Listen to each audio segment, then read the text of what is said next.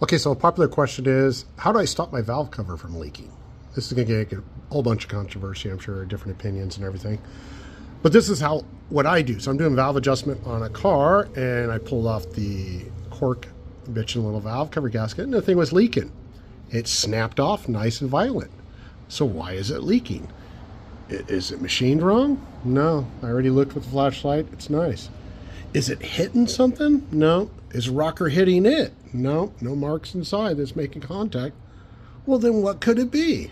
Well, I tell everybody, try it first with no gasket. Take it, put it on. There you go, it's on. But look at this, I'm pushing flat. If I take this guy, I don't know if you can hear that. That movement you see there?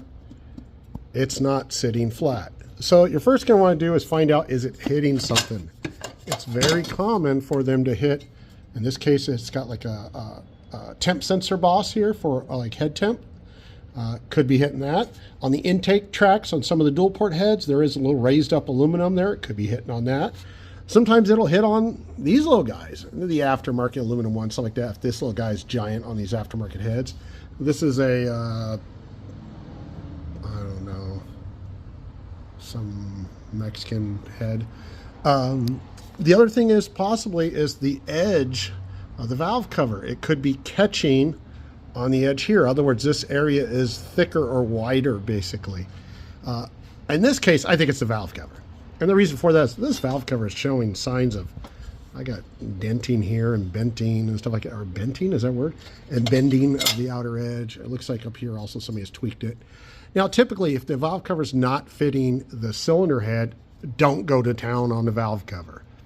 Usually just means you might need to trim or take a file to an outer edge, and it'll fit. Otherwise, it's probably catching on that.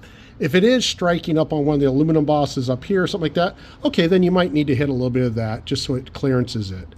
Now, keep in mind the gasket is going to be thicker and it is going to raise it off. So if it hits it now, it might not hit it once the gasket's on.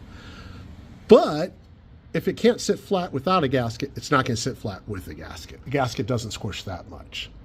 All right, I hope that helps somebody.